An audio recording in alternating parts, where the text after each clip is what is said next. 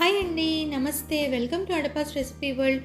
ఇవాళ మన ఛానల్లో మీరు చూడబోతున్న recipe fluffy sponge cake, vanilla sponge cake అండి. ఇది చాలా ఫ్లఫీగా వస్తుంది.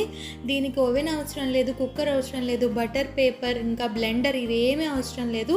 సింపుల్గా ఈజీగా చేసేసుకోవచ్చు. చూసేయండి. ముందుగా ఒక బౌల్ తీసుకొని దానిలో కొలెండర్ కానీ జల్లెడ కానీ ఉంచుకొని 2 కప్స్ మైదాన్ని జల్లించుకోండి. నేను ఇక్కడ 2 కప్స్ మైదా అంటే 500 గ్రామ్స్ తీసుకుంటున్నానండి. మీరు 1 కప్ తీసుకుంటే 1 కప్కి తగ్గ మెజర్మెంట్స్ని యాడ్ చేసుకోవచ్చు. ఆ తర్వాత 2 కప్స్ మైదాకి 2 టేబుల్ స్పూన్స్ కార్న్ఫ్లోర్ని యాడ్ చేసుకోండి. మీరు ఒకవేళ 1 కప్ తీసుకుంటే 1 టేబుల్ స్పూన్ కార్న్ఫ్లోర్ని యాడ్ చేసుకోండి. 1 టేబుల్ స్పూన్ బేకింగ్ పౌడర్ ఇంకా 1 టేబుల్ స్పూన్ బేకింగ్ సోడాని కూడా యాడ్ చేసుకొని సీవ్ చేసుకోండి. ఇప్పుడు ఈ బౌల్ని పక్కన పెట్టేసుకొని ఒక మిక్సీ జార్ తీసుకొని దానిలో 2 కప్స్ షుగర్ని యాడ్ చేసుకోండి. మనం 2 కప్స్ మైదా తీసుకున్నాం కాబట్టి 2 కప్ షుగర్ తీసుకోవాలండి. ఈ 2 కప్ షుగర్ని బ్లెండ్ చేసుకొని షుగర్ పౌడర్ని రెడీ చేసుకోండి. ఈ రెడీ చేసుకున్న షుగర్ పౌడర్ని కూడా జల్లించుకొని బౌల్లో యాడ్ చేసుకోండి. పౌడర్స్ షుగర్ అంతా మిక్స్ అయ్యేలాగా బాగా మిక్స్ చేసుకోండి. ఆ తర్వాత 6 ఎగ్స్ తీసుకొని మిక్సర్ జార్లో బ్రేక్ చేసుకొని వేసుకోండి. 1 కప్కి 3 ఎగ్స్ సరిపోతాయండి. నేను 2 కప్స్ తీసుకున్నాను కాబట్టి 6 ఎగ్స్. ఇప్పుడు దీనికి 1 కప్ వెజిటేబుల్ ఆయిల్ని యాడ్ చేసుకోండి. మీరు 1 కప్ వెజిటేబుల్ ఆయిల్ బదులు 1 కప్ బటర్ని యాడ్ చేసుకోవచ్చు, లేదంటే నెయ్యిని కూడా యాడ్ చేసుకోవచ్చు. నేను 3/4 కప్ వెజిటేబుల్ ఆయిల్ యాడ్ చేసి 20 గ్రామ్స్ బటర్ యాడ్ చేశాను. 2 స్పూన్స్ మిల్క్ యాడ్ చేసుకోండి. ఇంకా ఫైనల్గా ఒక 1/2 tea spoon vanilla essence add చేసుకొని బ్లెండ్ చేసుకోండి.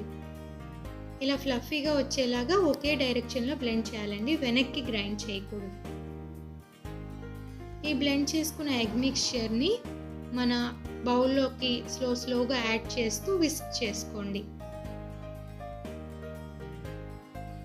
ఒక 5 మినిట్స్ పాటు సేమ్ ఒకే డైరెక్షన్లో విస్క్ చేస్తూ ఉండండి.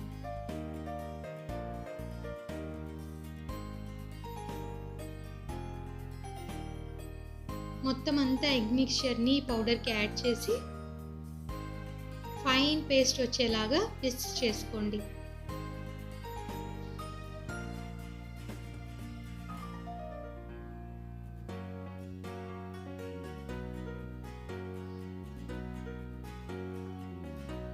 చూసారు కదా, ఈ కన్సిస్టెన్సీ వచ్చేదాకా విస్క్ చేసుకోండి.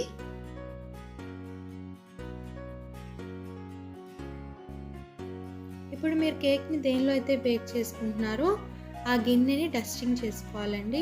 డస్టింగ్ చేసుకోవడం కోసం ఆయిల్ అప్లై చేయండి గిన్నెంతా. ఆ తర్వాత కొంచెం మైదా యాడ్ చేసి మొత్తం ఆ మైదా అంతా ఈవెన్గా స్ప్రెడ్ అయ్యేలాగా తిప్పండి. ఎక్స్ట్రాగా ఉన్న పిండిని తీసేసుకొని ఇలా డస్టింగ్ చేసి పెట్టుకోండి. దీనిలోకి మనం రెడీ చేసి పెట్టుకున్న కేక్ మిక్స్చర్ని స్లోగా యాడ్ చేసుకోండి. నేను ఇక్కడ 500 గ్రామ్స్ మైదా తీసుకున్నానండి. హాఫ్ ఈ గిన్నెలో మీకు బేక్ చేసి చూపిస్తాను, ఇంకొక హాఫ్ ఓవెన్లో బేక్ చేసి చూపిస్తాను. ఓవెన్లో బేక్ చేయడం కన్నా కూడా ఇలా ఈ విధంగా బేక్ చేస్తే చాలా టేస్టీగా ఫ్లఫీగా వస్తుందండి. ఈ గిన్నెని పక్కన పెట్టేసుకొని స్టవ్ ఆన్ చేసుకొని బాగా మందంగా ఉన్న అల్యూమినియం బాండీని కానీ నాన్ స్టిక్ ప్యాన్ని కానీ పెట్టుకోండి. దీనిలో 1/2 గ్లాస్ వాటర్ యాడ్ చేసుకోండి. అలానే ఒక స్టాండ్ పెట్టుకోండి. ఇది 2 మినిట్స్ హీట్ అయ్యాక మనం రెడీ చేసి పెట్టుకున్న గిన్నెని దీని మీద పెట్టేయండి. దీనిలో ఆవిరి బయటికి వెళ్లకుండా కంప్లీట్గా ఏదైనా ప్లేట్తో కానీ లిడ్తో కానీ క్లోజ్ చేయండి. సిమ్లో పెట్టి 1 అవర్ పాటు దీన్ని బేక్ చేసుకోండి. 1 అవర్ తర్వాత తీస్తే చూసారు కదా కేక్ ఎంత ఫ్లఫీగా ఎలా బేక్ అయిపోయిందో. దీన్ని ఒక 2 మినిట్స్ పాటు చల్లార్చుకొని ఎడ్జెస్ అన్నీ ఒక నైఫ్తో స్క్రాప్ చేసుకోండి. ఇప్పుడు ఈ గిన్నెని ఒక ప్లేట్ మీద కానీ కటింగ్ ప్యాడ్ మీద కానీ రివర్స్ చేసి పెట్టుకొని ట్యాప్ చేయండి. అంతే, మన కేక్ ఫ్లఫీ కేక్ ఇలా రెడీ అయిపోతుంది. దీన్ని పీసెస్గా కట్ చేసుకోండి. దీన్ని రివర్స్ చేసుకొని పీసెస్గా కట్ చేసుకుంటే బాగుంటుందండి. నేను మీకు రివర్స్ చేయకుండా అలానే కట్ చేసి చూపిస్తున్నాను.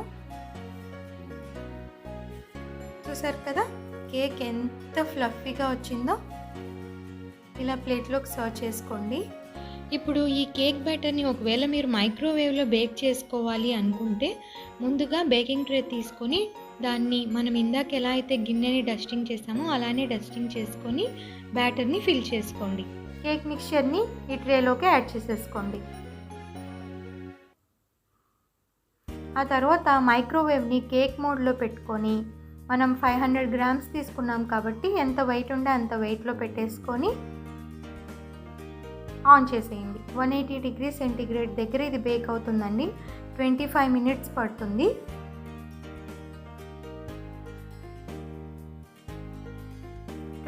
మినిట్స్ తర్వాత తీసి చూస్తే కేక్ ఇలా బేక్ అయిపోయి ఉంటుందండి.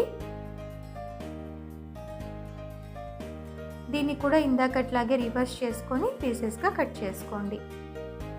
చూసారు కదా మన ఫ్లఫీ స్పాంజ్ కేక్ ఓవెన్ లేకుండా స్టవ్ మీదే ఎంత ఈజీగా ప్రిపేర్ చేసేసుకున్నామో.